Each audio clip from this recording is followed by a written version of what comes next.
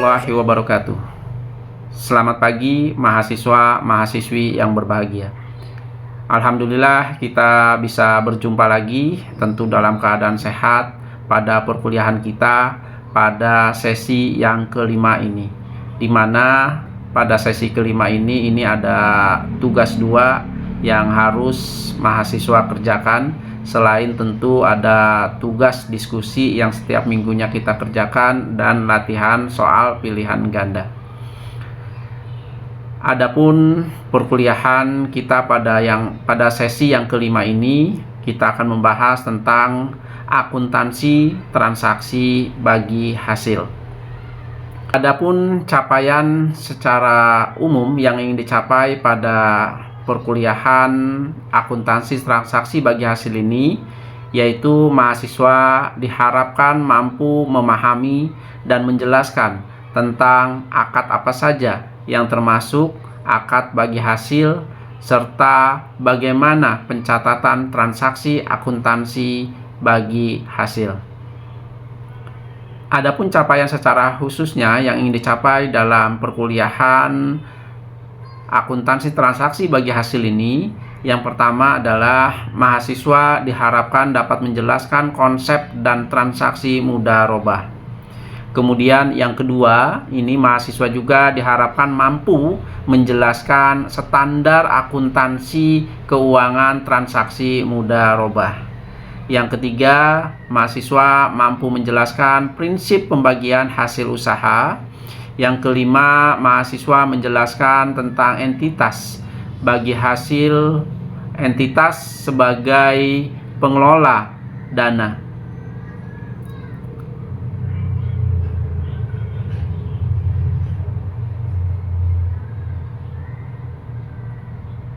Adapun capaian khusus yang ingin dicapai dalam kuliah ini, yaitu mahasiswa mampu menjelaskan tentang konsep dasar transaksi mudharabah. Yang kedua, mahasiswa mampu menjelaskan standar akuntansi keuangan transaksi mudharabah. Yang ketiga, mahasiswa mampu menjelaskan prinsip pembagian hasil usaha. Kemudian yang keempat, ini mahasiswa juga mampu menjelaskan tentang entitas sebagai pengelola dana. Yang kelima, mahasiswa menjelaskan aplikasi akuntansi transaksi mudharabah. Yang keenam, mahasiswa mampu menjelaskan konsep dasar transaksi musyarakah. Yang ketujuh, mahasiswa mampu menjelaskan perlakuan akuntansi pembiayaan musyarakah. Nah, materi secara umum dapat mahasiswa akses melalui ruang baca secara virtual, yaitu pada modul 5 akuntansi keuangan syariah. Nah, di dalam kelas online ini juga terdapat ringkasan mengenai materi akuntansi transaksi jual beli syariah yang ada atau yang dapat mahasiswa unduh dan pelajari secara mandiri. Nah, kemudian di dalam kelas ini juga dilengkapi dengan sumber-sumber bacaan lainnya berupa karya ilmiah atau jurnal, YouTube, ataupun sumber bacaan lainnya.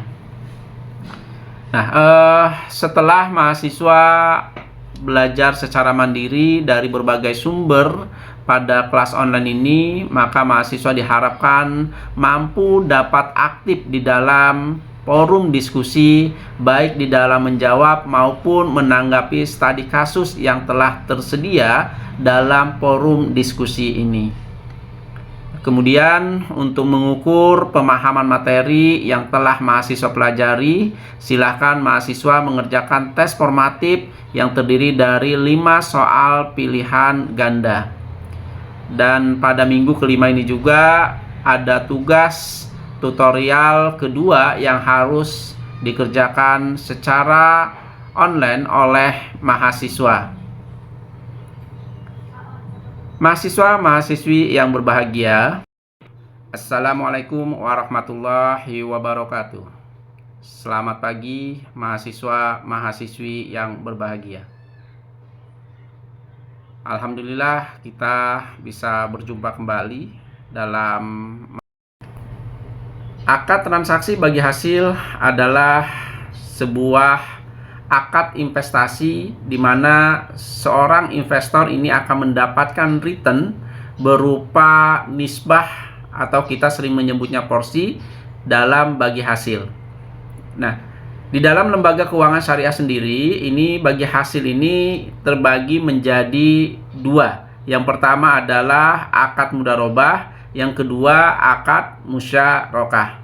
Nah, akad mudharabah adalah sebuah akad transaksi kerjasama antara dua orang atau lebih, yaitu antara sahibul mal dengan mudarib, di mana sahibul mal adalah sebagai pemilik modal sepenuhnya. Dia akan menyerahkan modalnya kepada yang memiliki keahlian atau mudarib ya, atau kita menyebutnya dia sebagai pengelolanya gitu ya. Dengan tentu kesepakatan bagi hasil yang telah ditentukan. Biasanya di dalam mudharabah ini, akad transaksi mudharabah ya, ada yang menentukan 70-30 ya, dimana 70 ini untuk pengelola atau mudarib, sementara yang 30% ini untuk sahibul mal atau sebagai pemilik modal. Nah, tentu ini nggak baku ya, ini berdasarkan kesepakatan antara kedua belah pihak. Ada yang menentukan 65 35 gitu ya, artinya 65 untuk mudarib dan yang 35 untuk sahibul mal. Nah, kemudian yang kedua adalah akad musyarakah atau kita sering menyebutnya dengan partnership. Kenapa disebut partnership?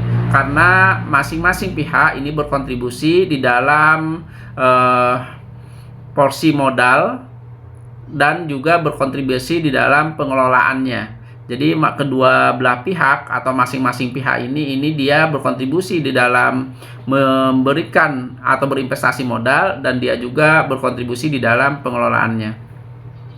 Nah, tentu di antara kedua ini ada perbedaan yang sangat menonjol ya. Tadi bisa kita lihat dari definisinya bahwa perbedaan antara mudharabah dengan akad musyarakah. Kalau mudharabah ini adalah modal sepenuhnya ditanggung oleh sahibul mal ya, dimana 100% ini sahibul mal sebagai pemilik modal. Sementara kalau yang di musyarakah ini masing-masing berkontribusi di dalam investasi modal tersebut ya. Jadi bisa saja di antara masing-masing ini ada yang berapa persennya, tentu ini juga berdasarkan kesepakatan atau akad yang telah ditentukan. Jadi itu yang bisa saya sampaikan. Terima kasih atas segala perhatiannya. Tetap semangat, semoga Anda sukses. Wassalamualaikum warahmatullahi wabarakatuh.